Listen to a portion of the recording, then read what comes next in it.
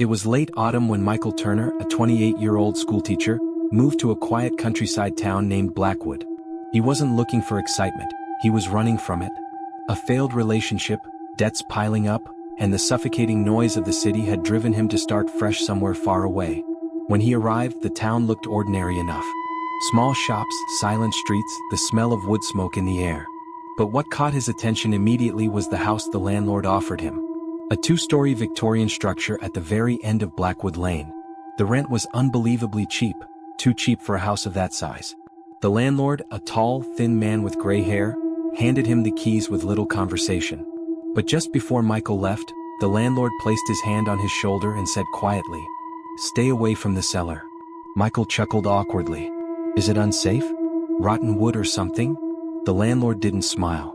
His pale eyes locked on Michael's. "No, just don't go down there. No matter what you hear at night." And with that he walked away. The first few days were uneventful. Michael unpacked, set up his small desk near the window, and enjoyed the rare silence he had been craving. He made tea in the evenings, wrote in his journal, and told himself this move was exactly what he needed.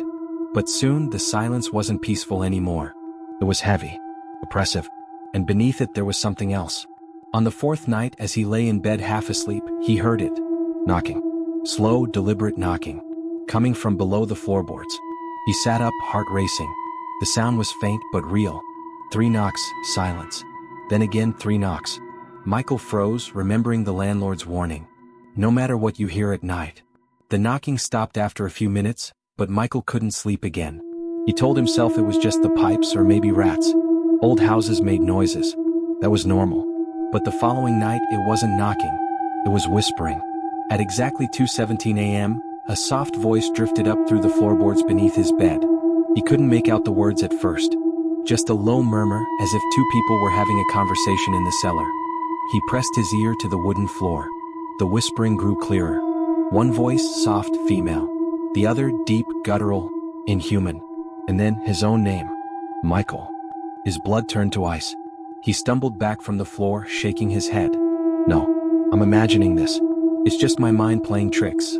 But he didn't sleep at all that night. The next morning, Michael went to the small town library. He asked casually about the house on Blackwood Lane. The librarian, an older woman with sunken eyes, stiffened when he mentioned it. "You rented that place?" she asked quietly. "Yes, why?" She hesitated. "People don't stay there long. They say it's cursed." Michael forced a laugh. "Haunted, you mean?" The woman didn't laugh. "The cellar has a history. Back in 1979, a family lived there. The husband, wife, and their daughter. One night, the neighbors heard screaming. By the time the police arrived, the parents were gone. Only the little girl remained, sitting in the cellar, rocking back and forth. She never spoke again." Michael swallowed hard. "And the parents?" "Never found." The librarian leaned closer. "They say the girl still lives in a care home. She never leaves her room. And sometimes late at night, she still whispers to the walls." Michael left the library shaken but stubborn. He told himself it was just small-town gossip.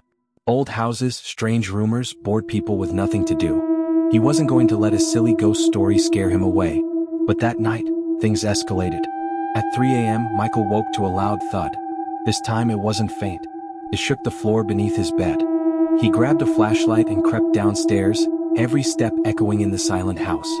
The sound came again, this time from behind the cellar door. A heavy dragging noise, as if someone was moving furniture down there. Michael's hands trembled as he reached for the doorknob. He remembered the landlord's warning. "Don't go down there." He pressed his ear to the door. The whispers returned, clearer this time. A woman's voice, crying, "Help me, please." His heart pounded. His rational mind screamed, "It's impossible. No one is down there." But his gut twisted with fear. And then, something happened that shattered all reason. The crying stopped. And in a voice so clear, so close it could have been right next to his ear, he heard it. "Michael, open the door."